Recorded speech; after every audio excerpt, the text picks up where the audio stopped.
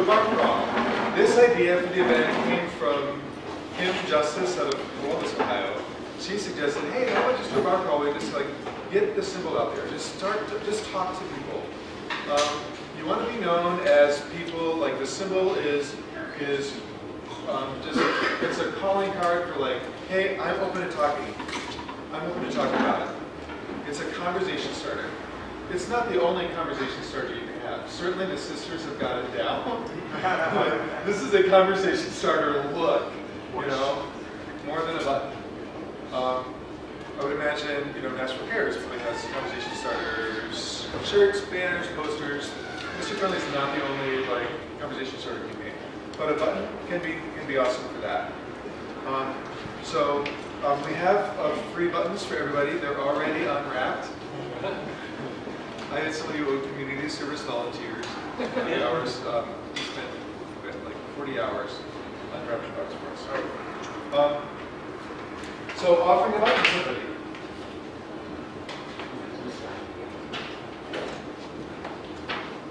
So I started a conversation with, hey, would you like a free button?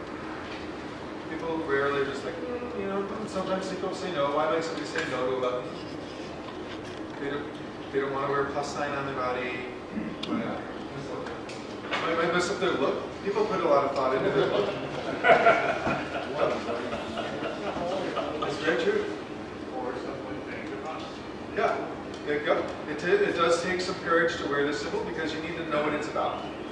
Or they might have something else really going on in their head. So I would say, hey, I understand if you don't want to wear it today, but if you'd like to take it with you, feel free to take it with you.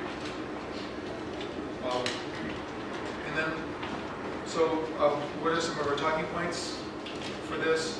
I'm just like, hey, it's a symbol to let you know that you're stigma-free of HIV. That, you know, I wear it because, you know, I want to let people know positive or negative I'm there for you. Are you with me on that message? Yeah. People will say yes. In general, people will say yes. I'm with you. Cool. This placard idea goes a long way for conversation starters as well. If you're feeling the engagement, just like, hey, would you like to participate in the social media campaign to help raise awareness about HIV? So we encourage you to take a picture with one of our placards, and then I'll just show it to them. And then I just show them, and then they can pick one. I'm all about love. Like, great, sure, let's get your picture of that. You know, I really want to promote testing. I get a lot of people, and from what I understand, that is definitely an issue. More so here than maybe other places, is people not willing to test or afraid to test. So this is a great one for that. Because my thing was like when promoting testing, I think it's really important that in that process, you know, I've stopped saying know your status. I say that, you know, hey, let's promote testing with your friends. Let them know positive or negative you're there for them. So it's secondary marketing. I'm not telling that person to get tested. I'm asking that person to talk to their friends about getting tested. So I'm not telling them to get tested. I've had some conversations with people go really sour when I start a conversation with know your status. What might somebody say when I say know your status? I've known my status for 20 years. And then they go do some shots because I just made a really bad experience. Yeah, I was just tested last night, so right. soon. So and then that shuts the conversation down. Then they're done with you.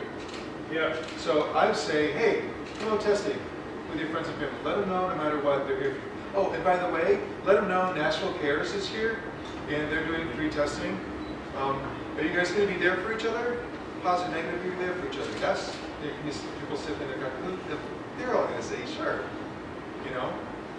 So that event, that type of conversation, where it's not telling people what to do, it's just encouraging a low stigma conversation about it. Someone says, you know, if I ask them, hey, do you have any friends that are living with HIV? Well, no. I'm like, you know, I'm sure I do.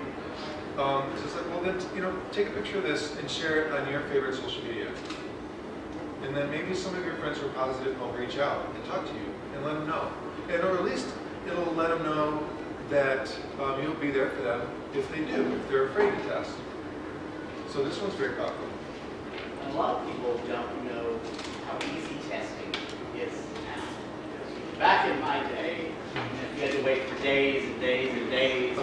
stressful time. Yeah, you had to wait weeks.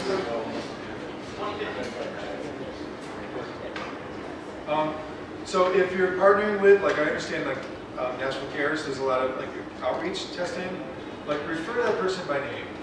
So what are some of the names of people that do outreach testing, offsite testing? All the neighbors. Mentor. Okay. They get all of them here. Cool. Streetworks. So if you're partnering with an agency, or like find out who the person's name is who's doing the testing, that seems to really soften it. Go get tested. It's like go talk to Steve. Yeah, go talk to Steve. He's a really nice guy.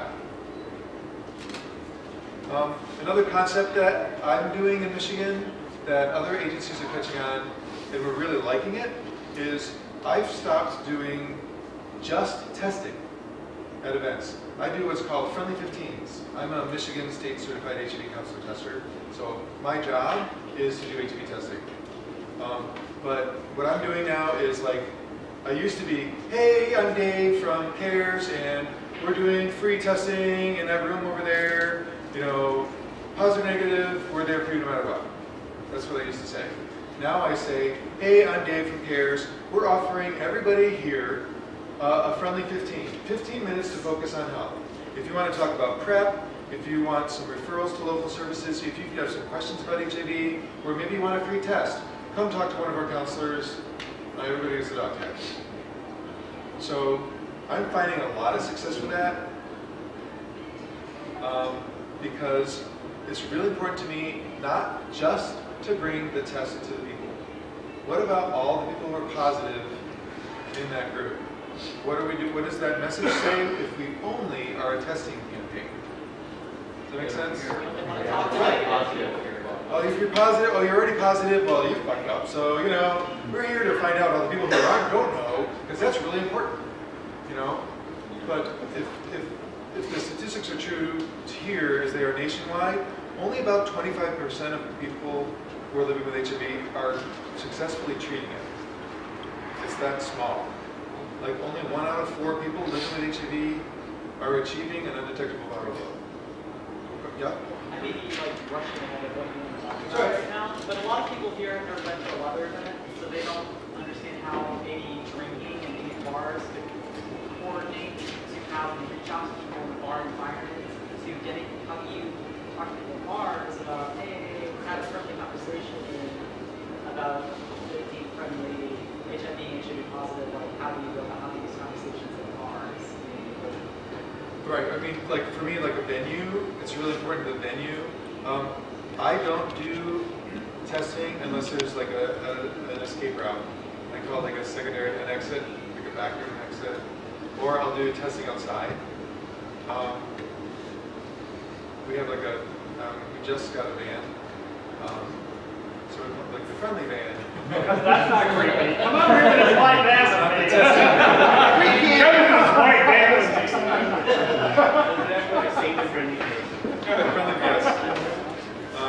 So that's What do you mean creepy? That was my last name. And then certainly, you know, assessing somebody's sobriety level for how far you want the conversation to go.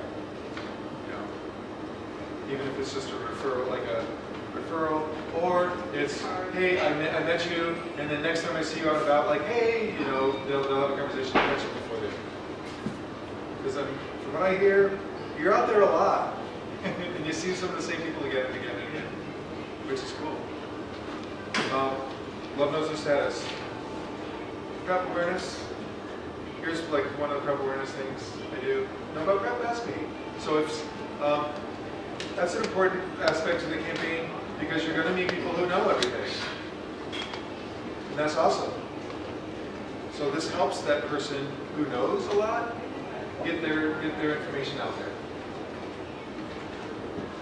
If I see them in friendly ways, oh, I'm really friendly. There you go. I'm really friendly. I'm going to grab that card. Or if they can't decide and they seem really friendly, I'll hand them this one. I support my friends on PrEP.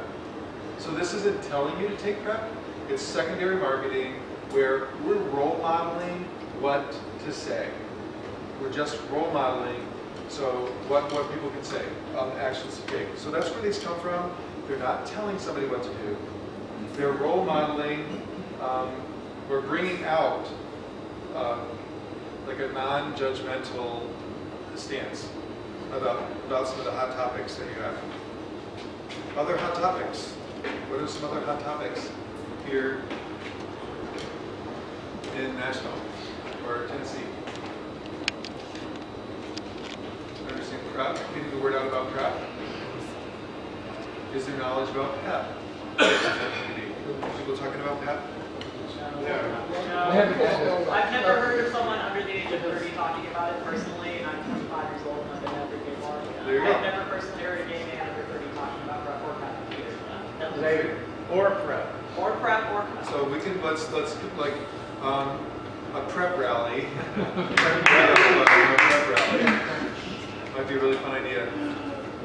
I have a song. There's a cheerleader song about PrEP. Let's hear it. I don't think I've ever so in taking pictures, like I actually got a grant in Michigan to do Mr. Friendly statewide, and it's a social media campaign grant. So there is funding out there because it's funded through the CDC. There is social media campaign grants. That's where the kids are. That's where the kids are. Social media. Yeah, social media. So encouraging people to take a picture with their own camera so that they can share it on their favorite social media.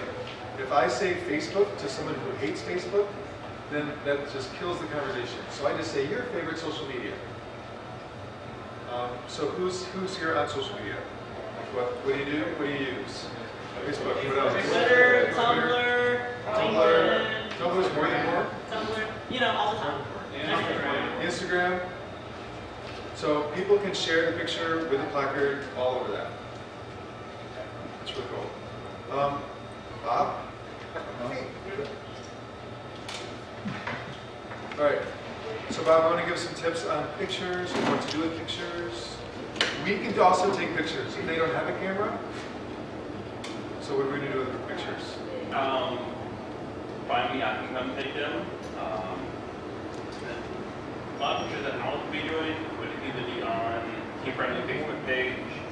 Also, I want to careful that we'll put them on the team website that we launched this week. So team friendly. And who made that team friendly site?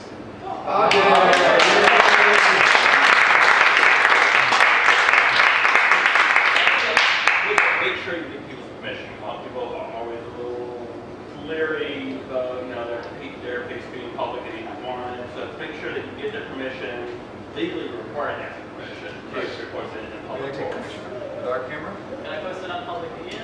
Done. We're creating a Facebook album on our team friendly page. And you've got the placards to show the page, or the little cards. But it might be that they'd rather just do it themselves and just share it with their friends. That works. Ask them which way they want, and if they want it themselves, just let them do it.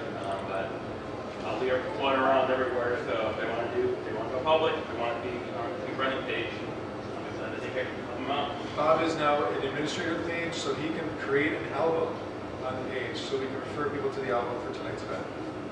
So if we can just get our pictures to Bob and he'll put them in the album.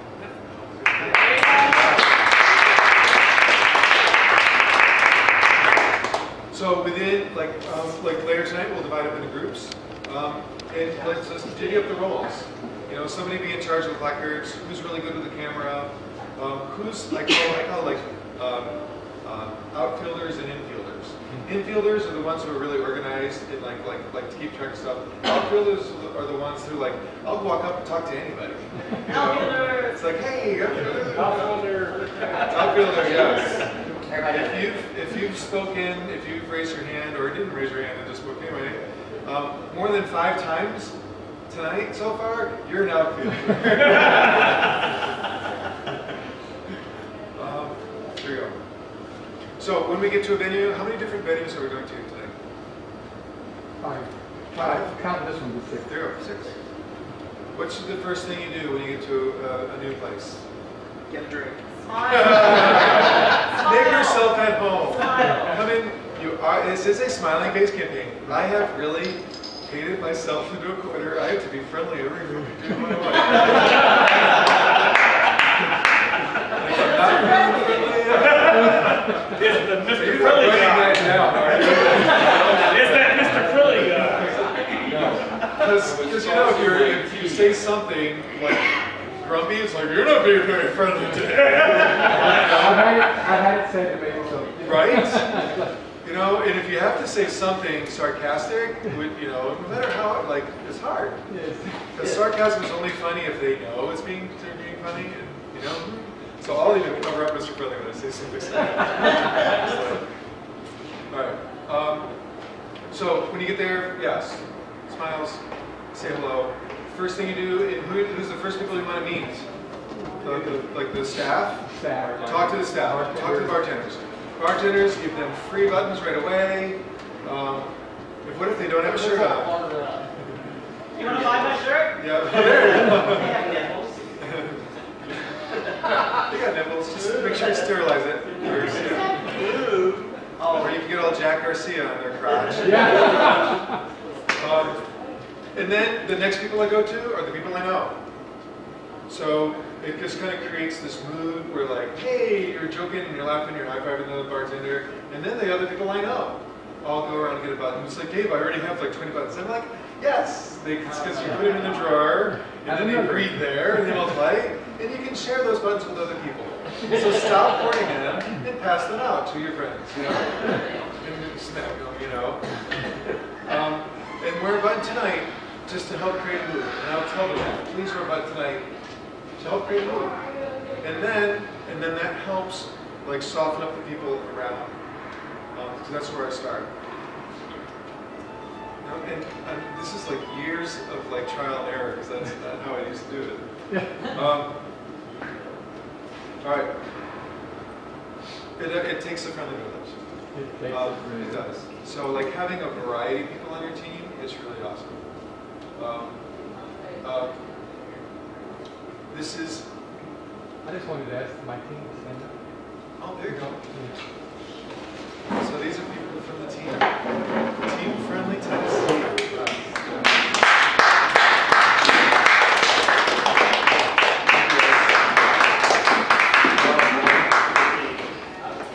In your travels, do you get people who share their status with you? Yes. Yeah, living with HIV? Every day. Yeah. All the time. Would that a conversation have happened if you didn't have a Mr. Friendly button on? Probably not. Maybe, but probably not. So that's my favorite thing about this campaign, is people living with HIV are comfortable to share that status with you. And it starts from the button. Or a tattoo. Or a tattoo. Or a shirt. Or a scar. I have a scar. It's just a scar. What are the first things you say when somebody says, hey, I've been positive for 10 years. Thank you for what you're doing. Thank you for sharing that. Thank you for sharing that status with me. That's a really good habit to get to do. Somebody just shared that. Thank you for trusting me with that information. What do you follow that up with? Do you have the care? Are you receiving your care? Do you wanna talk about it? Is there anything I can do? How things for you? going? Yep. How's care going for you? Yeah. If you want to talk about it, you can kind of get a feel for it. I like to lean towards, I do not follow up with, what are your numbers like? Yeah. I've got some bad, I used to do that, but I've learned. Because somebody had really awful numbers. I asked him his numbers and he just started bawling. And he was just like, they're horrible, I don't want to talk about it. And then it proceeded to get smashed. We have to be really sensitive that we're in a bar, and this is a really hot topic, and we're trying to be friendly with it. You don't want to ask a question that's triggered. Right. Well, no, Be sensitive to that trigger. I have a friend of mine who jokes about his T-cell count. He goes, I have one T-cell count, and it's in the tube waving at me as they walk away. His name's Fred. He's one Fred's away. really tough. So creating that opportunity for somebody to joke about their status that is so healthy. We got to provide a safe space first. Yes. And it's all just gauging what that person's like. How much do they want to talk? This is a listening campaign, you know? And it's creating opportunities for people to share their story with us in whatever space, you know? Pulling them aside. It might be the third time you meet them that they finally share their status, which is really, really, really cool. I'm constantly thinking about, you know, are they in treatment? Are they getting the medicine they need? Do they have support? Are they on medication? Are they achieving an undetectable viral load? Are they testing for STDs? That's my check. That's what's going inside my head. So then how do I get that information out without the trigger, without that trigger? Just creating that opportunity. Care to share how your numbers are doing? I'll lead to that, but I'll always ask permission. How are the numbers doing? Care to share? You don't know? No problem, I get it. I'm here for you. How's your support? You got support? I'm here for you. You know? It's really, really cool. The day needs to be over where we only do testing in bars.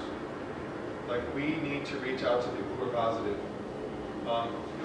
Like the numbers, if you notice, like, it used to be like 1 out of 4 people living with HIV don't know it. And then it's 1 out of 5. Now it's up to like 82% of people living with HIV know it. Like, and people get so excited about that. Like, oh, the testing in bars is working, it's working, it's working. But what's not working is getting people into treatment. That number has plateaued at 25% for a long time. So now more people know, but that means, to me, the math geek in me is the percentage of people that are in treatment is lower now. You know? So referrals, meaning, like creating that space where people feel that love and support. And the faster you get into treatment, statistically, math-wise, the safer you are. So if we're not treating people quickly, it's more dangerous. About half of people that are diagnosed with HIV are co-diagnosed with AIDS. What does that mean? How long have they been out of care? Years. Many, many years for it to get to that level. So, one thing that it's hard to collect data on this, but one data that we're tracking is if we have a team-friendly event going on while testing is going on, how does that affect the testing numbers? Are people testing more? How's that positivity rate? The last event I did in Michigan, we had somebody who tested positive. I would say half the people I test positive already knew it. You know, and they're just like, hey Dave, test me, I know I'm positive, I'm just ready to deal with it now. You know? And how would you say, would that be your experience some? Like, what level of surprise is there? We have people that will test because they're with people, and they don't want the people that they're with. We don't have test. And what we we have people intervening early intervention services that way. So I guess that would be the bigger still not. So creating that space where people feel supported to get tested, just in case. Thank you, Sharon. One model that's in the training I'd like to really emphasize is the stages of change model. It's a social work model where people are in different stages of readiness to change. And what we're ultimately hoping to do in our conversations with people is help change their attitude about something, change their decision whether or not to test, change their opinion about PrEP, change how they promote testing within the community. But some people are what I would call like the pre-contemplation stage. There's the contemplation stage. There's an active stage, like I'm ready to change. And we're just like, hey, this crazy sister got me really motivated to do something I never thought I would do. Active stage. Or then there's the maintenance stage. We're going to meet a lot of people who are in the maintenance stage. Like I know a lot about HIV. I know how it's transmitted. I get tested regularly. So how many of you like meet a lot of people like that at that maintenance stage? And that used to like be like, okay, this person knows everything. I'm just going to move on. I now like know to spend more time with that person. So that person can either be a recruit for a new team member, help empower them with some social media methods to re-energize them on the importance of HIV in their community. Re-energize them or inform them about PrEP. And hey, there's this the latest information about PrEP, and get the word out there. Or the word out about PrEP. So even if it's somebody that really knows everything, there is still so much we can share. And then the other one that changed my life is understanding the pre-contemplation. The person that's not going to change their mind no matter what. Do you meet them? Every night. Yeah. And that used to just like depress me and get me down and think I'm a failure because I didn't change. Like I do this event and there's like 10 people I talk to just like there's no way. And that used to really get me down. And now I'm just like, you know what? I've got some empathy for people. Why might people not want to change? Why might people not want to talk to you? Like why might they not want to change? I used to be one, but I knew because I knew that I was exposed to HIV and so I lived for about 6 years, knowing I was probably positive, I was okay with getting tested. And it was the only reason I got tested is because I was in a relationship where I didn't want to be exposed to the other person. So I mean, I didn't want to be with someone that I could do it. And I thought someone to talk to any type of program like Friendly or the CARES that we had in DC. It was they would know, they would find out immediately, and I was too afraid to do it. And I thought if I didn't deal with it, it would just go away. And it didn't go away. Basically, it was got diagnosed whenever I got diagnosed. So. Thank you for sharing your story. Powerful story. Thank you for sharing. When we meet people who are not going to change, you can just tell by the conversation they're not ready. Then I consider that a success that I met them. That I met somebody, and then they at least know somebody that's friendly, you know, that will be there for them when they need them. So if you meet somebody that throws up this big wall, don't let it get you down. That is your chance to be like, I met somebody that's not ready today, and I hope I meet him again, or her. And then that next time, you know, they might not be turned off on a white face and wearing some crazy outfit, or they might be ready to listen to, you know, they might be ready to hear. So it's really powerful to keep that in mind, just like not let it get you down. I want to say thank you. You could be that person that makes them think a little bit more. And we might that never does change over time. we might never see that. People are different. Yep. At a time, management. Yep. Thank you for mentioning Ready, that. I'm not ready. And I know you're there. Yep. And I know you're there. Because without us, they might not have any support ever. The word I think of is fear. That's what's keeping people from acting or doing or changing. And if you're a person that's in front of somebody who is being fearless about the conversation, about showing them that there's a potential other way, then that can be a door of hope and bring about that change that you're talking about. That's exactly what we want to be. That door, the door of hope. I really like that. Somebody write that down, door of hope. Let's go into the training. Be the door of hope. You talked a lot about stigma as a community, but it's that self-stigma, it's a scary stigma, your own personal issues with everything. stigma of HIV is very tricky. And one reason why I think the stigma of HIV is so powerful, because it can be so life-threatening, that the stigma is what makes it life-threatening. But certainly, HIV is not the only stigma out there, you know. But certainly, every other stigma does compound the HIV.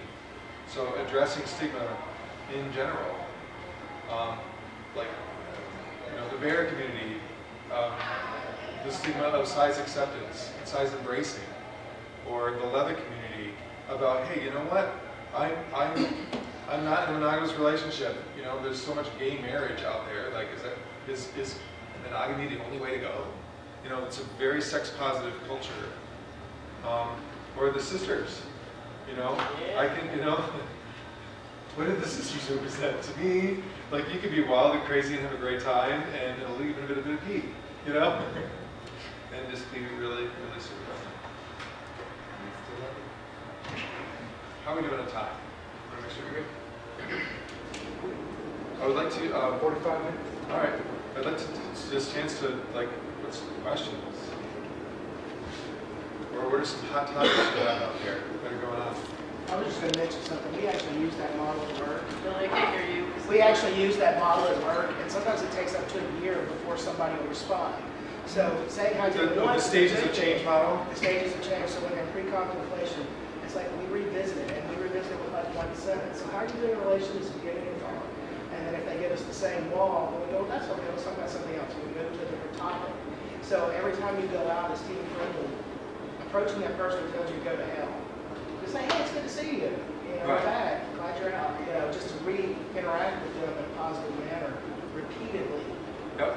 And it's eventually going to can bring it around, regardless of how sure they are and what they feel at the moment you first meet them. Absolutely. So it can be more than, you know, if the only thing we do is like in our community is offer a button, you know, every time, you just get annoyed. So just, you know, mixing it up can be really, really, really fun. Just so that we get to know people and we get to know, because that's what it's about, is like meeting people where they're at, addressing the stigma in their life one conversation at a time, and creating those opportunities for conversation.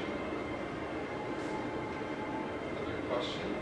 Bridging the generation gap. There you go. Have you had any trouble doing that? Because I'm sensing in Nashville, like, because of the HIV epidemic, because of the generation of men that we lost, the disconnect between men under 30 in my community and the men over 50 or over 45 is there is zero connection.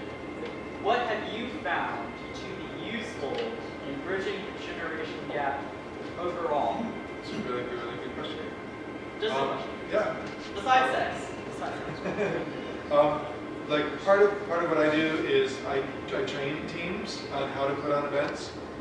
So I do work on college campuses and with youth groups, and then train them on how to do their own event.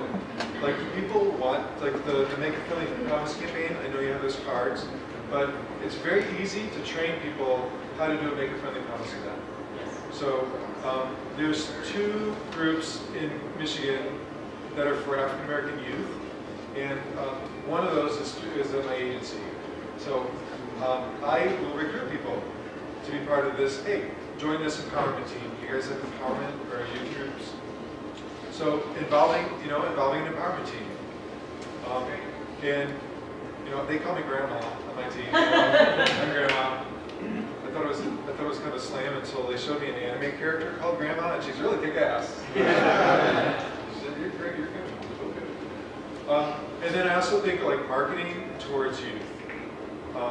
So I work a lot with African American youth. That's like I'm not sure what statistics are here, but where I'm at in Benton Harbor, it's about half of African American youth are living with HIV. It's that high in Benton Harbor, and same in Detroit. And so when I work with guys like that, just like working with them and helping, like find out what's cool, what's happening in their world. So the next shirt that we're launching, I'm also working with a guy in New Orleans. New Orleans is a very segregated town.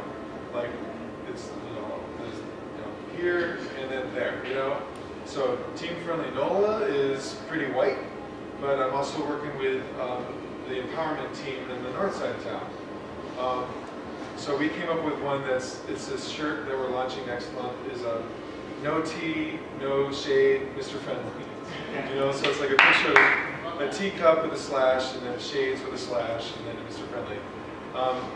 And then to make a really interactive booth, we have like teacups and sunglasses that the guys can be dressed up in, and then just go nuts with that. I love that. It's going to be cute. So that's going to start next month. So like for me, it's like finding messaging that really is real. That appeals to your demographic. Yes. So you're actually talking to the demographic you want to Yes. reach out to. You're actually talking to them and saying, hey, what works for you? What makes you listen?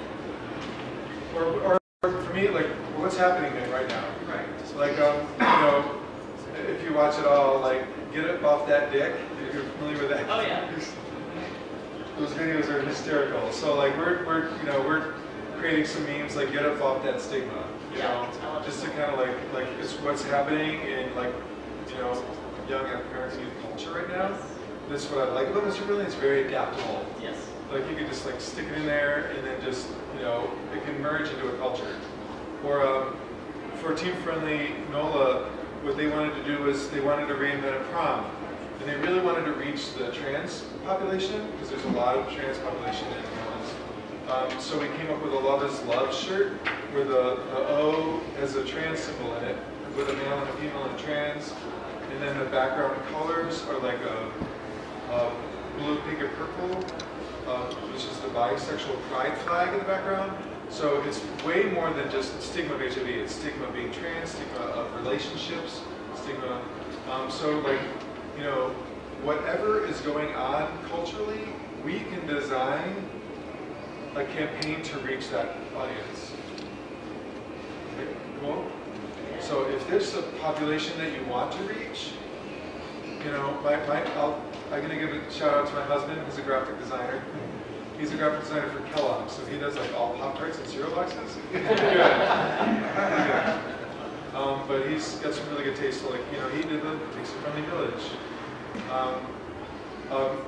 I'm also using less of the word Mr., which is where Team Friendly came out. It's not like Mr. Friendly Tennessee, it's Team Friendly Tennessee.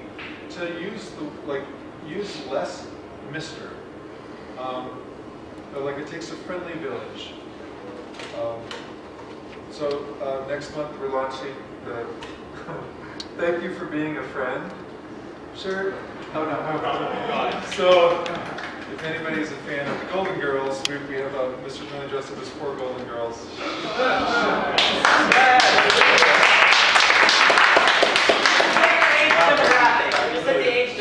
That's it, yes. That reaches the older crowd. Yes. It's also marketing to women. But actually, I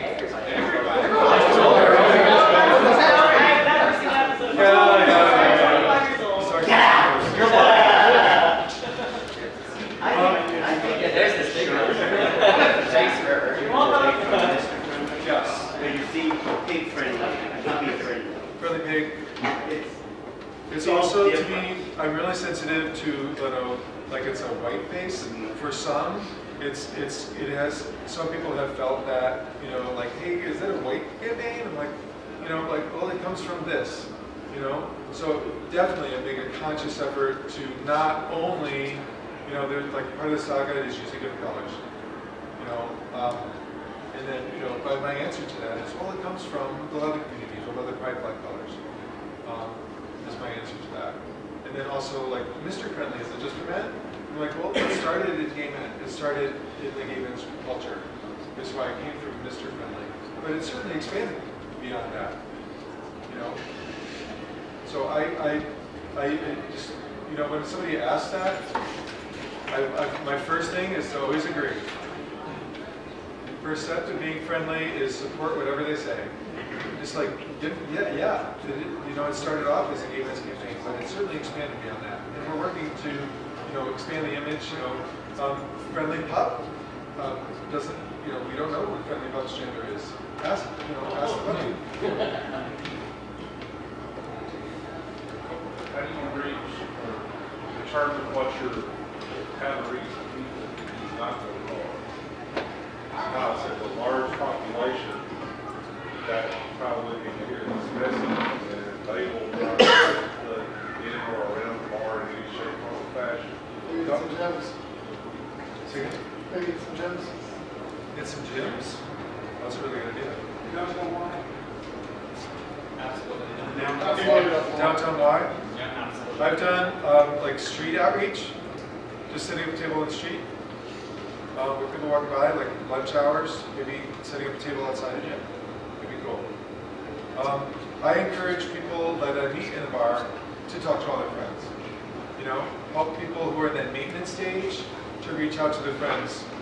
Pride festivals, it seems like I meet people at pride festivals that I've never seen at the bars. I am 8 years sober, so I've done talks to support group meetings that have open meetings. There's some type of meetings that you can have open, or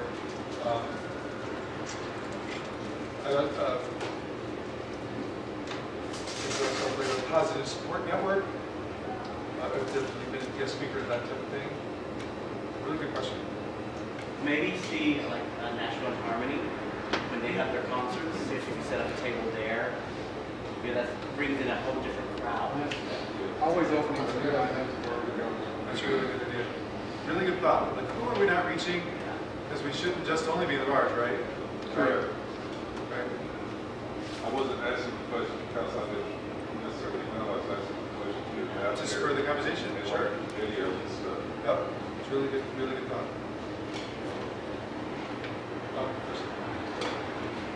Yeah, my question, team friendly, I'm part of this group, I love what this group is doing. Do we plan to branch out to handle legal issues in our community, in our country, about HIV and the stigma of HIV?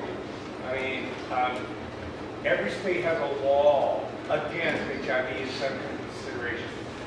Whether you expose someone inappropriately or inadvertently or precariously. You know what I'm saying?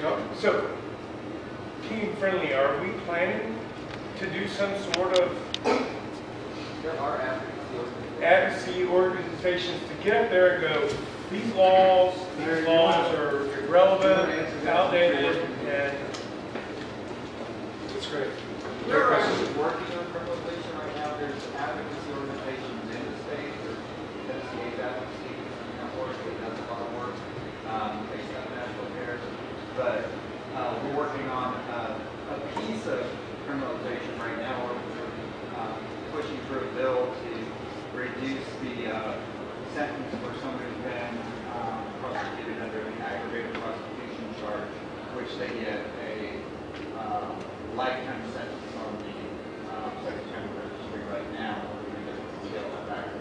So that's kind of our big. well, and that was my question. Are we advocating for that? Because we can go out in the bar all night long and talk about HIV and the stigma of HIV, but there's work being done. High up, we've got to go, hey, there's people not being tested because they're scared they might be prosecuted. Ignorance of your status is an excuse. You know, People don't get tested. if you don't know your status, you can't be prosecuted for non-disclosure. Exactly. So, you know, like maybe sharing talking points on this. There is a placard that we came up with, like, I support modernizing HIV criminalization laws. Could be, you got that? No, we keep this on our tables when we're explaining some of the. Cool. Because like in Michigan, it's a huge issue. So I created this with an intern. So just the talking points. So I've done events just to do HIV criminalization because we're really trying to work hard on that in Michigan. Okay, wonderful. That's So and that's do going to just an event to help raise awareness about that. Or you know, if you want to like sign a petition, or if there is a petition that's out there, or to help raise awareness about a bill that's coming up. We did a day on the bill. There you go. So can a Teen Friendly promote that day in the Hill? Absolutely. Yeah. We were There there. you go. We were there. So, maybe the team-friendly methods of, hey, get your picture, your placard, and, to help get the word out. Because this, pretty much every time I talk to somebody about this, they get it. But it's just like, this is one of those one conversation at a time kind of things. Because like, of course people who don't disclose should go to jail. It's like, okay. Let's talk about the science behind that. That the laws are clearly doing more harm than good. To create fear of testing is ultimately doing us a lot of harm. People are being prosecuted falsely. I have a friend who's a member of the Grand Rapids Rivermen who was falsely accused of non-disclosure, and I believe him when he said he did disclose. Had a 3-month jail sentence. Sex offender for life because the judge threw him And out. that's what I'm talking about. Yep. That kind of stuff right there would keep people Right. from testing, From testing. Yep. from disclosure, Right. from advocating, from any type of what we do. Or even being sexually active. Yeah, How many people do we know who are HIV positive that think that their life is over yeah. and they're never going to have sex again?